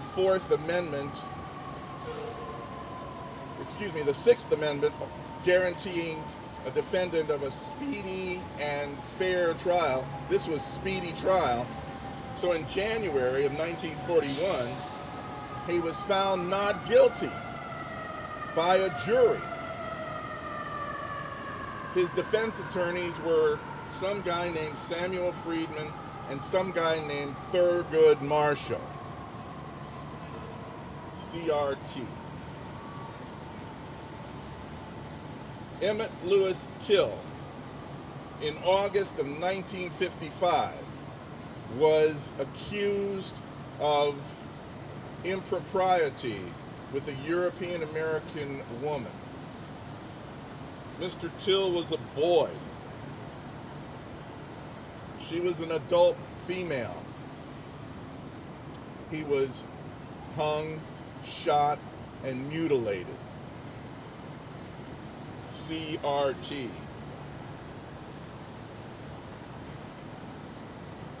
So this is why I'm here talking with you today, because as I said, men's rights activists and Black Lives Matter activists have no truck between them.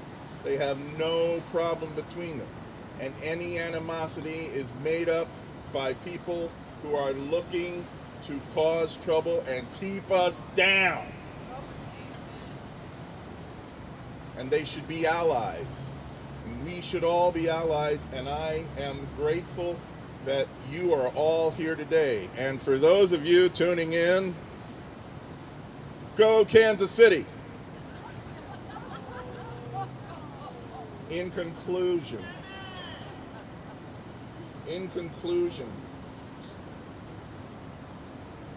I want to say I'm grateful to be here today to remember my father on a September day in 1987. Remember last year when I was talking with another group of similar individuals, and I'm grateful to be able to lend my voice to making a world where my 12-year-old wonder kid can grow up in an egalitarian society. Thank you very much.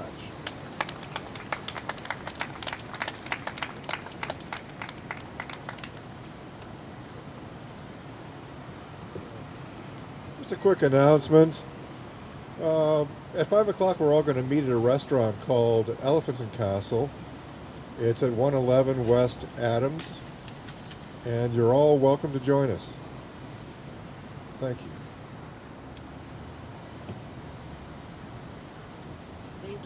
Thank you. Clark, thank you so much for your speech. That was beautiful.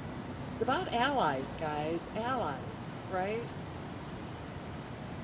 In the early 80s, I was a young high school kid, and it was about burning the bra. Oh yeah, that was cool. I want to burn my bra, all right? It was about who needs men. Yeah, okay. Okay, who needs men? Sure, I'll dig that. I went to my high school guidance counselor, and she goes, so Lori, what do you want to be? I really wanted to tell her I wanted to fly the plane for the Air Force, but I was too shy, too nervous, too quiet. She goes, you'd make a good secretary. I'm like, what? Are you kidding me? No, I'm going to burn my bra. To heck with men. I'm going to make more money than a secretary. I want to be breaking through that glass ceiling, right? Ladies, you all know what I'm talking about. When I got a real job, a secretarial job, I said, to heck with that, right? I like men. And I kind of like my bra, so So I just let it go, right? Feminism, this is the first thing I'm going to say. I am not against feminism. I'm against the leaders of feminism that made it toxic and brutal for our men, right? That's what I'm against.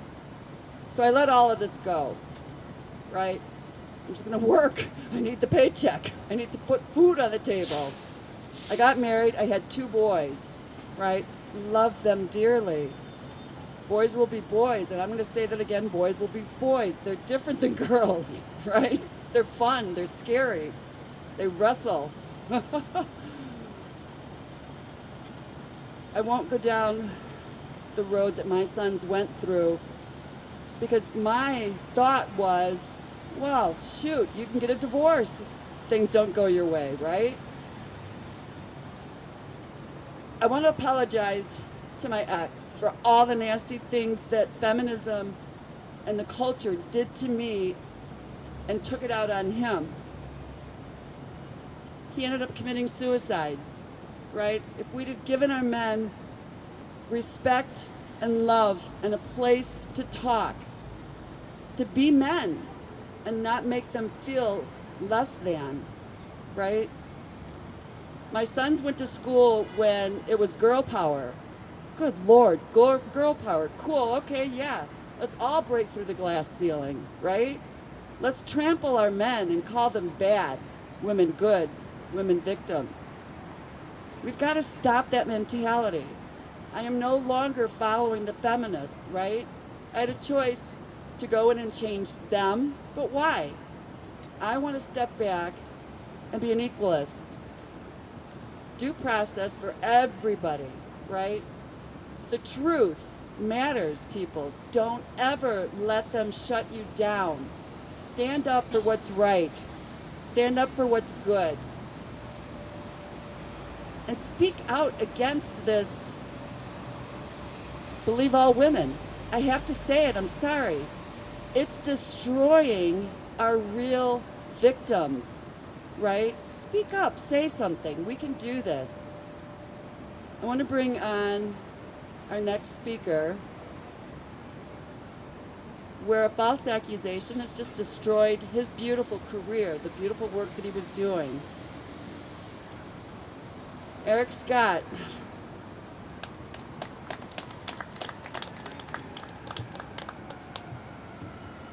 Thank you, everybody, for being here. My name is Eric Scott, and you'll forgive me. I wrote what I wanted to say because I didn't want to miss anything, and I wanted to make sure I was clear in what I was telling and saying because it's my truth, and it's the truth of what our nation and people around the world are going through. I am the former 3-term duly elected mayor of Brookshire, Texas. I am and my family is a victim of 2 false allegations and 2 false arrests. As a matter of fact, my mother almost lost her life after Joel Eisenbaum of NBC affiliate KPRC Channel 2 of Houston, Texas, which is a Graham Media Group station, assailed her at her home. The false allegations against me were made by employees of the city of Brookshire, and they led to 2 terrifying arrests.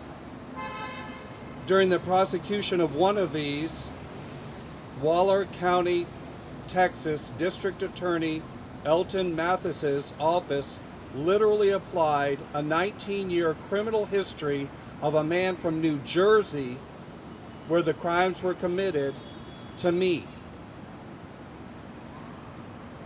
And that false assignment was put on a Facebook page at almost the immediate moment that my attorney found out about it.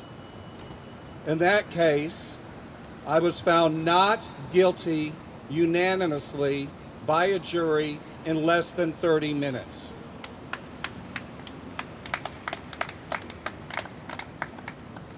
The second case was such a lie that it was not prosecuted, but the charge alone put my life in danger, and the same district attorney Elton Mathis's office in Waller County actually hired one of the lying accusers after his malicious deed. In case you were wondering, Waller County, Texas is also where many inmates have been found dead in their jail cell, including Illinois native Sandra Bland. My life, my work, and my reputation have all been destroyed by these evil acts. To this day, my mugshot, even though I was found not innocent, is still being published on Google, and furthermore, hideously, the publishers are profiting by it, by alongside it selling advertising. Laws need to be changed in our great nation to stop once and for all the illness and plague that has permeated our citizenry and judiciary.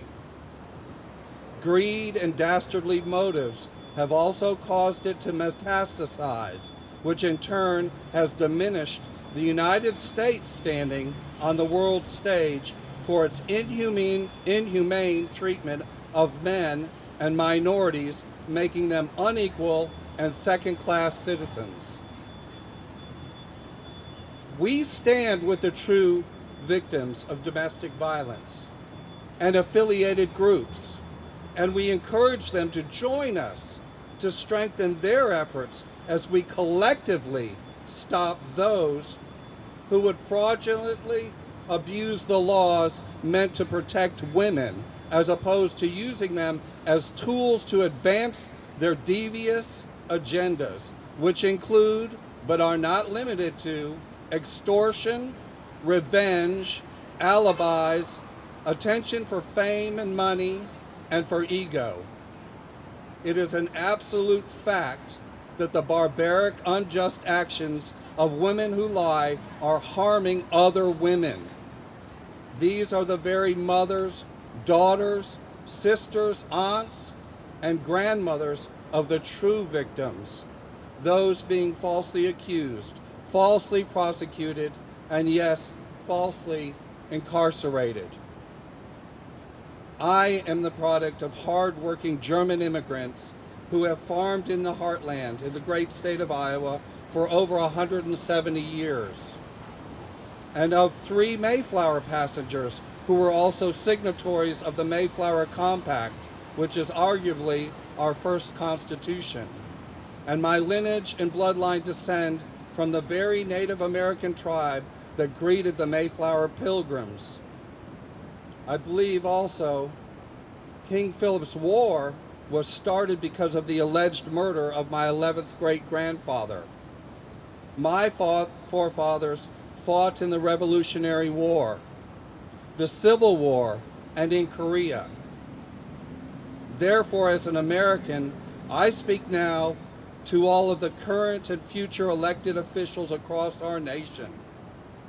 What has happened to me and thousands of our citizens can happen to you and to your family. This especially if immediate remedies and curative actions do not happen through municipal, state, and national bodies. In the near future, legislation will be presented to the United States Congress in the form of a Reputation Recovery Act, and a national registry of false accusers will be established. Extrajudicially, reputations and careers are being obliterated and ruined in the media with little consequences to any media outlet. People are being forced to spend tens or hundreds of thousands of dollars to defend themselves, and people who cannot afford competent legal teams are being wrongfully convicted all of the time. False accusations are real, and they happen every day. I now speak directly to the American people and to the members of the United States House and the Senate. Just as I was twice elected Texas State delegate for President Barack Obama in his primary bid, who worked in a bipartisan manner with welcoming and gracious Republican Governor, Texas Governor Greg Abbott as the mayor, we worked together in unison. That's the point I'm trying to make. I ask and implore you, Congress, to join with the advocates for the falsely accused to end the vile acts of false allegations in the United States of America.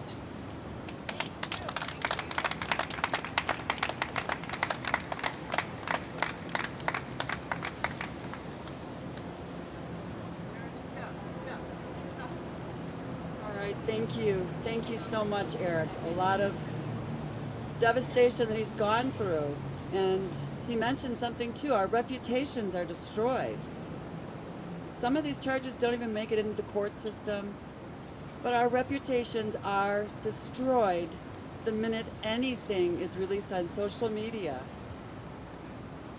I can't tell you how many people I've met, mothers, fathers, scared because their son or their daughter was falsely accused, right? Just on campus, just around town, people will put anything on social media just as revenge, just as a way to bully, just as a way to get power. America is so sick and filled with this going on.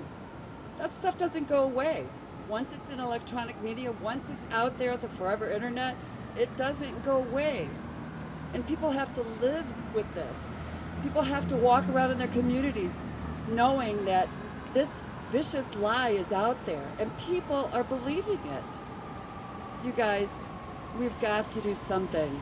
We've got to do something now to take our families back, to get rid of these vicious lies that are destroying our kids. 50-50 parenting is another thing I'm for, right? Let's get 50-50 parenting across the U.S. That will take these custody issues in a better light for the best interest of our kids. Let's stop making up these lies and treating our kids like chattel, their property. Let's stop. It's tearing our families apart, America. We've got to stop. Tim, I think we've done pretty good here. What do you think? Come join me. Thanks, Lori. Yeah, I really appreciate people coming out for this, despite the weather. I'd like to make a little plug for NCFM. That's the National Coalition for Men. It's been around since 1977. And we try to raise awareness of what you might call the other half of gender reality. And if you want to get involved with an organization that's blessed with excellent leadership and is really trying to fight the good fight, just go to ncfm.org and plug in, right?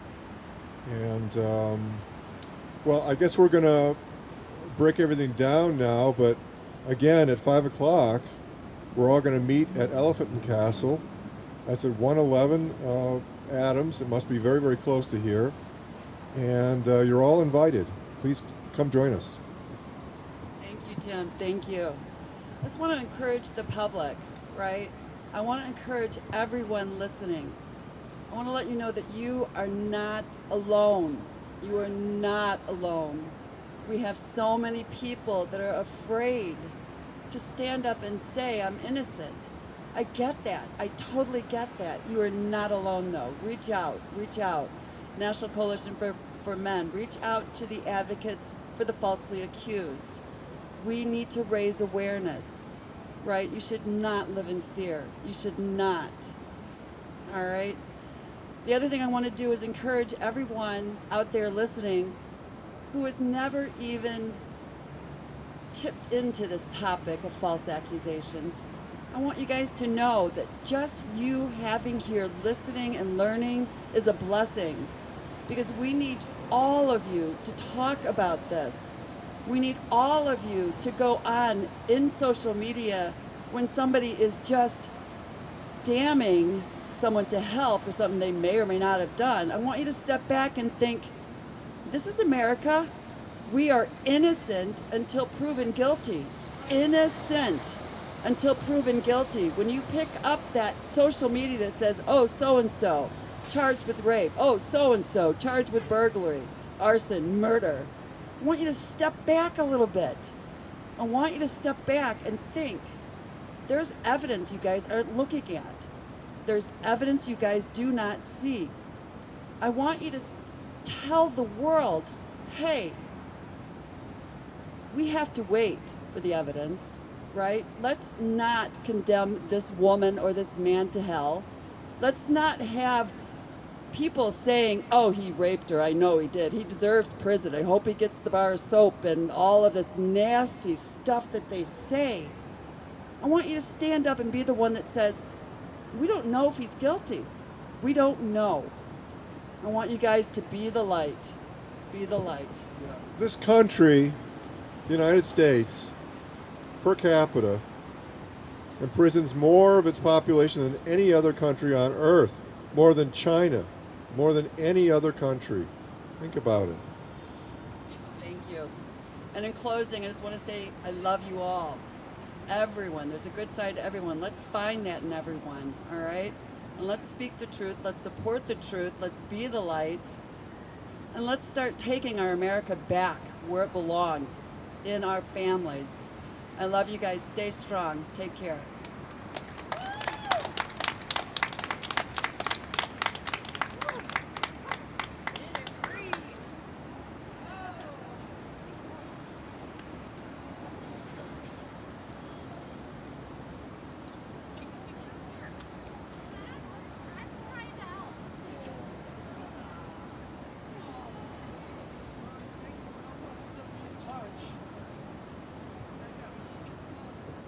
I believe the live stream is still going on. If anybody wants to just speak, Tony here, who is capturing the event, do we have a microphone for?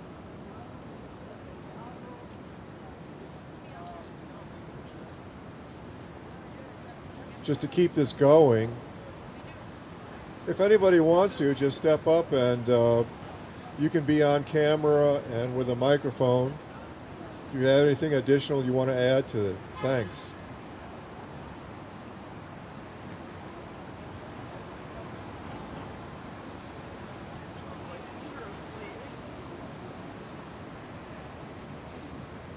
All right, well, I got invited, so here I am, wearing my activist shirt. Don Wolfson, and I had a family member who was falsely accused, and we were not nearly the worst case scenario.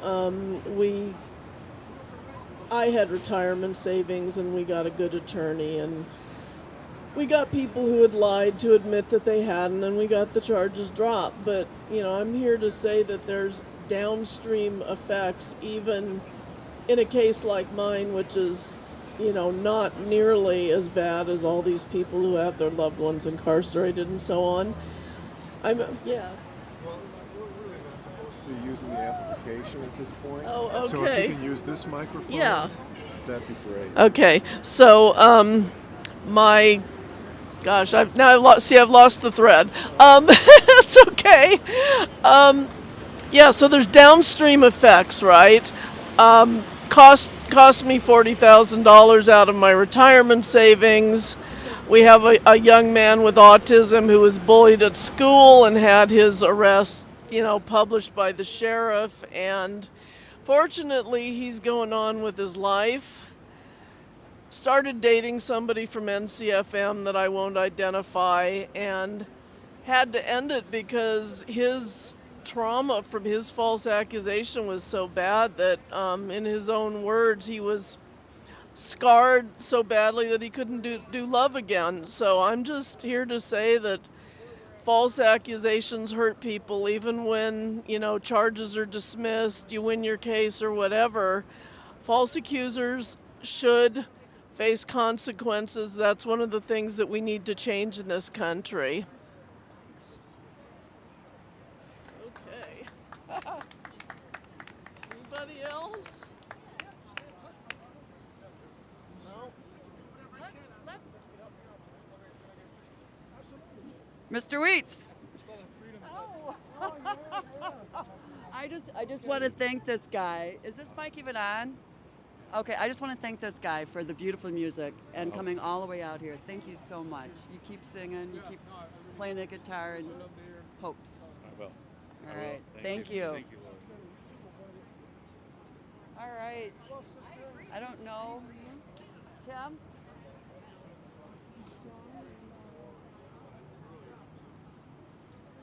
We still are live here until 3 o'clock, and we may end early, right? Yeah. Do you have anything else that you want to? Well, I only have a few months of things to say, so I'll speak briefly on a concept called gender equalism. Lori spoke about equalism. So gender equalism is a gender-neutral gender politics. It's meant to it looks at gender reality in what I think is a balanced way. We believe that the sexes are and have always been equal. Not the same, but equal. The two ends of a balance beam need not be identical to weigh the same, and the sexes need not be identical to be equal. As I figure it, that throughout history, the sexes have been about equal in number, evenly matched, with about equal overall weaponry and efficacy. Have engaged in an equal partnership, applying an equal overall force of influence in the human system and equally responsible for outcomes. So this is a radically different way of looking at gender reality, but I can argue it well. And the benefit of looking at it this way is that it does not set men and women in a state of intersex rage, rancor, resentment, victim, and vengeance motives. It is possible to take a completely different outlook. That it's not just about men's interests versus women's interests. All right? For the most part, it's really about gender political liberals of both sexes versus gender political conservatives of both sexes.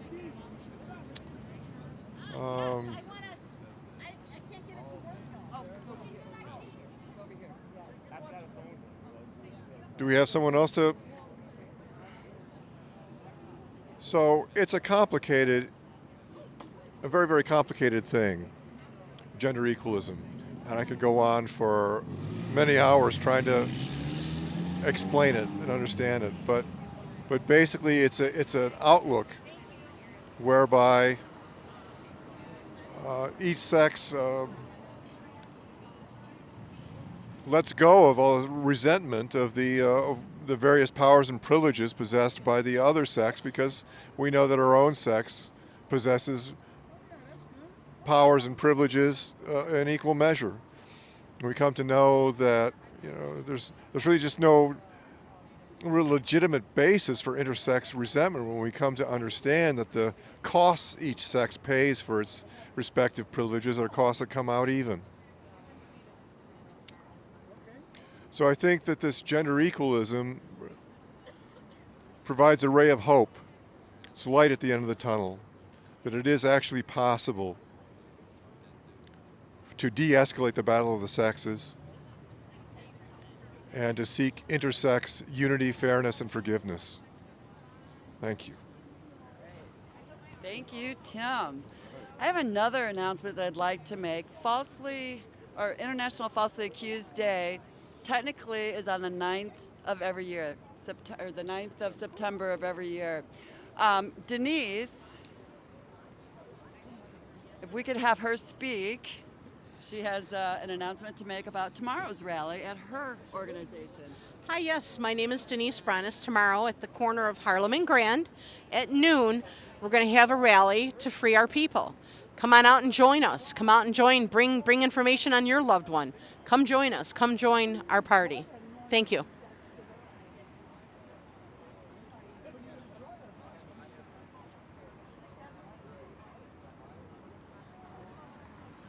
Okay. We're back again.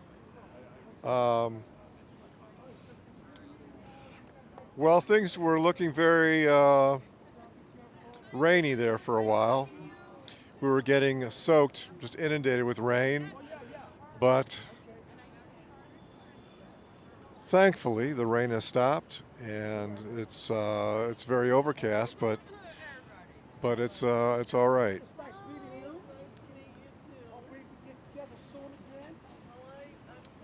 Again, appreciate anybody who's out there watching this. Encourage you to get involved.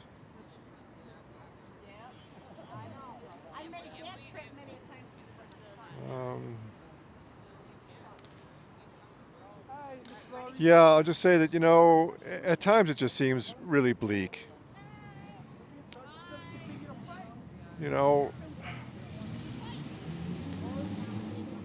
There's evidence now. Well, it's more than evidence. It's a done deal.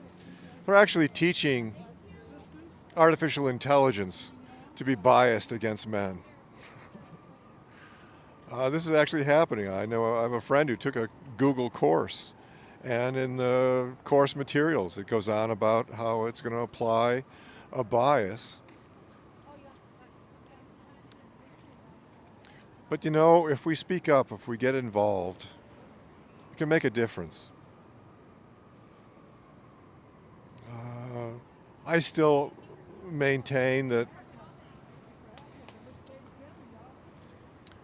a world that is where the sexes are in reasonable harmony with one another, that's the world I want to live in. I don't want to live in a world where women and men are at each other's throats. I don't want to live in a world where anxiety over gender equality is at such a fever pitch that factions in this society want to obliterate gender entirely, as if that were some kind of a solution. Admittedly, in a genderless society, there's going to be no gender conflict, but at what cost? Right? Well, is there anyone else, Lori? Should we just sign out? Should we just? Let's plug Justin Brooks' book. There you go. If I had enough money, I would send this. If I had enough money, I would send this to all of the judges and prosecutors in the USA. You might go to prison even though you're innocent by Justin Brooks of the Innocence Project. Good job, Justin. Keep up the great work. Awesome. Awesome. I think we've done good here, Tim, don't you think? Yes, it's worked out much better than I thought when it was pouring rain, and I just didn't think it was hardly going to come off, but fortunately kept the faith and kept going and set up, and the rain stopped. Absolutely, and I did my hair for nothing. Through the rain, we did it, but the rain is so symbolic of the tears and the pain that we have inside for all of our falsely accused. So, and Tony, our live stream man, Tony Tang Productions, very, very, I would recommend him to anybody and everybody. Yeah. Sort of is embarrassing, Tony there, but my God, this man has just gone way above and beyond to make sure this whole thing worked out.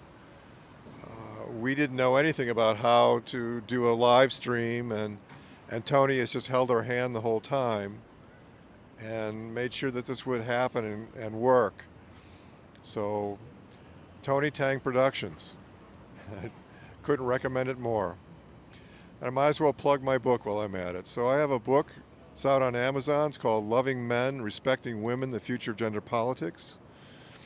And it's about loving men enough to empathize with men and respect women enough to hold women accountable. It's about time we reframed and re-understood women as equal partners in the human system. Not powerless pawns under patriarchy, but, you know, participants in this whole gender system, in this whole world, and ultimately equal partners. It's appalling to view woman's legacy as that of property and chattel. This whole victim interpretation is outrageous. Woman has always played an equal overall force of influence in the human system. And she is equal partner and equally responsible for outcomes, both good and bad. Yeah, I agree. And I know that there's a lot of women out there that don't buy into this, that they really love their men. And amen, right? Let's stand up and let's show the toxic leaders, just the toxic leaders that are stirring all of this up, and let's just show them, hey, that's not what we want. We want equality, all right? Let's just come together and start supporting and loving each other and respecting each other. Right. Should we close this up then, you think? I think we should, Tim. Let's just... I mean, it stopped raining, but... Well, unless somebody else wants to speak, I think we should give it a closure. I think we should. All right. All right. So thank you all for coming. It's been a successful event. Really appreciate all those who have stuck with us. And we'll catch you next year. We do this every year. And thanks again, and take care. Goodbye. God bless. You guys stay strong. Know that you're not alone, and we're always here. Take care. National Coalition for Men, thank you. Our group here, the Advocates for the Falsely Accused, thank you. And all of you out there watching, stay strong, stay hopeful. Thank you.